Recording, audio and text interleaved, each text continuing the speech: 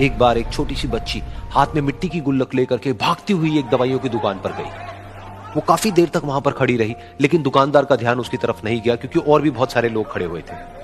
उसने दुकानदार को कई बार बुलाया, लेकिन वहां पर भीड़ इतनी थी कि दुकानदार का ध्यान उसकी तरफ गया ही नहीं। और फिर उस बच्ची को थोड़ा सा गुस्सा आया, तो उसने अपनी मिट्टी की गुल्लक लेकर के वहीं काउंटर पर जोर से रख दी, जिसके बाद में जो दुकानदार था और जितने भी लोग खड़े थे वो सब उस बच्ची की तरफ देखने लग गए। और फिर उस दुकानदार ने उस बच्ची से पूछा, बेटे आपको क्या चाहिए? तो वो बड़े ही भोलेपन से बोली कि मुझे एक चमत्कार चाहिए।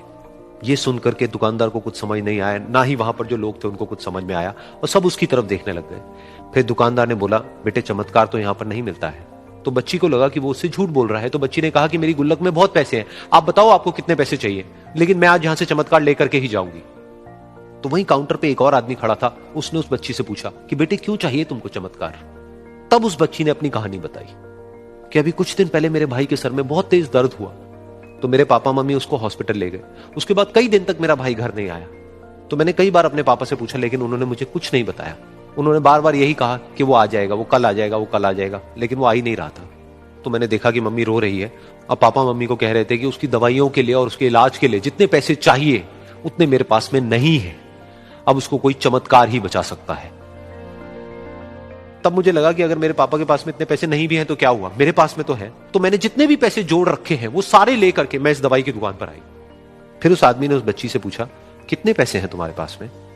ये सुनते ही उस बच्ची ने अपनी गुल्लक उठाई, जमीन पर फेंकी और तोड़ दी, और पैसे गिनने लग गई। बाकी सब लोग खड़े होकर के उसको देख रहे थे। थोड़ी देर बाद उसने सारे पैसे अपने हाथ में इकट्ठे किए और बोली, मेरे पास में पूरे 19 रुपए हैं।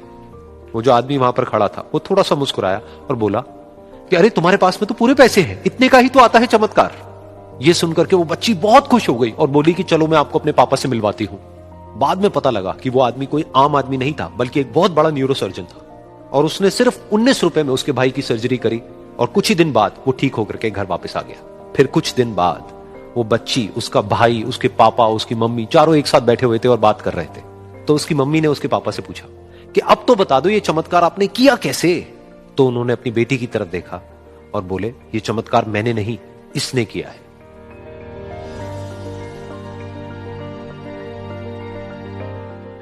तो यहां पर एक बहुत बड़ी बात है जो हम उस छोटी सी बच्ची से सीख सकते हैं कि जिंदगी में कभी कभी ऐसा होता है कि हमको कोई रास्ता नजर नहीं आ रहा होता है और हम लोग हिम्मत हार जाते हैं। तब हमारे अंदर एक बच्चा होता है जो कोशिश करने से कभी भी पीछे नहीं हटता है।